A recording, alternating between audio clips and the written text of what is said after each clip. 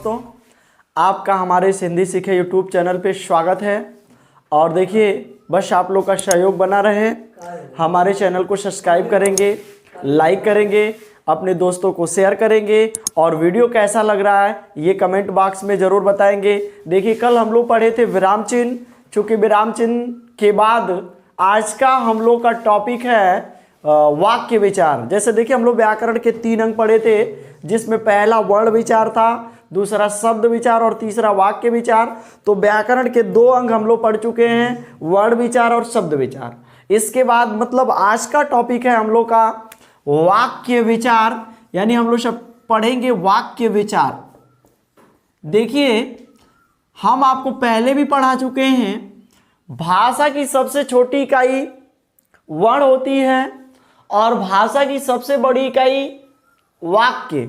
तो यानी ये एक परिभाषा हम इसकी देख लें, भाषा की सबसे बड़ी इकाई को वाक्य कहते हैं। और एक दूसरी परिभाषा, शब्दों का सार्थक समूह जिसके द्वारा हम अपने विचारों का आदान प्रदान करते हैं, उसको भी हम कहते हैं वाक्य। यानी देखिए, वर्णों का क्रमबद्ध व व्यवस्थित रूप वर्णमाला होता है, वर्णों का सार्थक समूह शब्द होता है, भाषा की सबसे छोटी इकाई वर्ण, अक्षर या ध्वनि, और सबसे छोटी भाषा बोली, और भाषा की सबसे बड़ी इकाई वाक्य। तो ये देखेंगे, शब्दों का सार्थक समूह भी वाक्य कहलाता है, भाषा की सबसे बड़ी इकाई को भी वाक्य कहते हैं। अब देखिए, वाक्य के अंग चलते हैं। वाक्य के अंग, वाक्य के 2 अंग होते हैं हमारे हिंदी में। पहला जो होता है, इसे हम कहते हैं उद्देश्य, और दूसरा जो अंग है उसे हम कहते हैं विधेय। अब देखिए, बहुत ही आसान इसकी परिभाषा।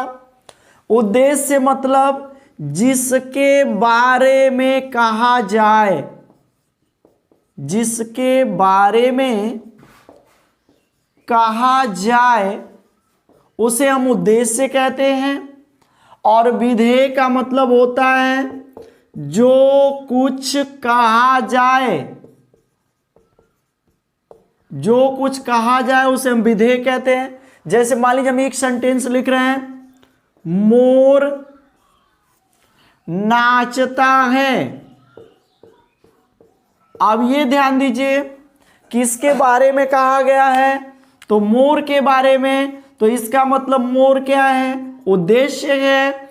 और मोर के बारे में क्या कहा गया है? तो नाचता है। तो ये नाचता है आपका क्या है? विधेय है। जैसे मान लीजिए हम एक और कह दें, मेरे मित्र के पिताजी, मेरे मित्र के पिताजी डॉक्टर हैं, डॉक्टर हैं।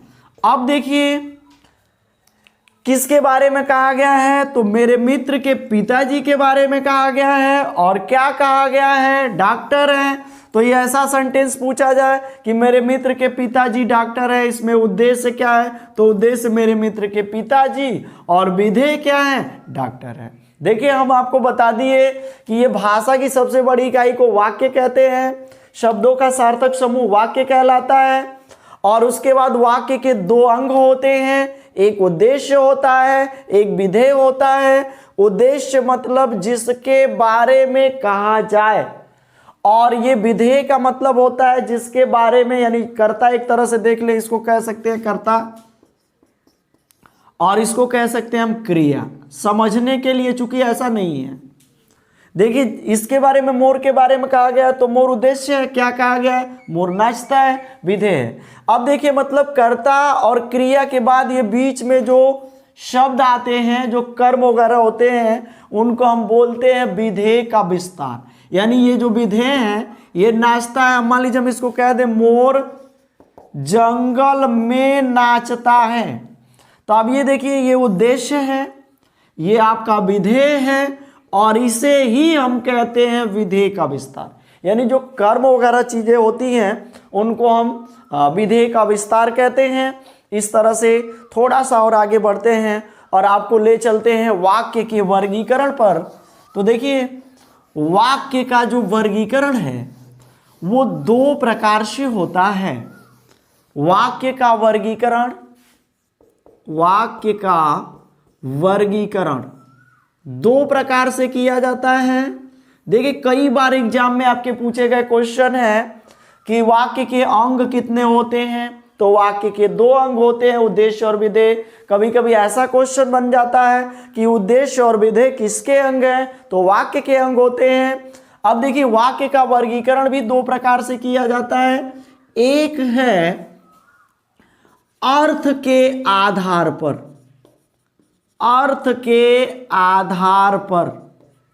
और दूसरा है रचना के आधार पर।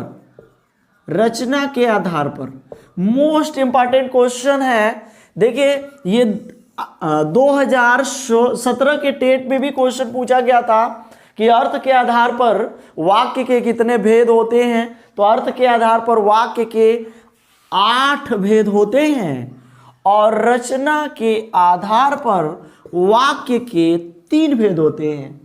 देखिए अर्थ के आधार पर जो वाक्य के 8 भेद होते हैं उसमें सबसे पहला है सकारात्मक या विधानवाचक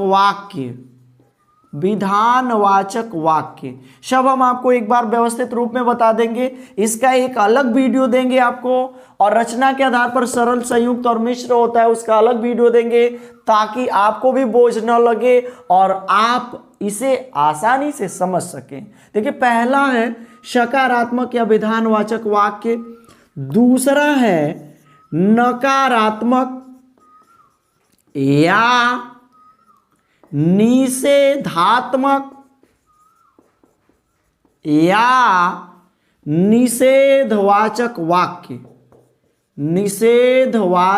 वाक्य। तीसरा है प्रश्नवाचक वाक्य। उसके बाद है चौथा इच्छावाचक वाक्य। उसके बाद पांचवा है प्रश्नवाचक वाक्य। और उसके बाद है प्रश्नवाचक 2 बार हो गया, देख लीजिएगा, प्रश्नवाचक नहीं, विस्मयादि बोधक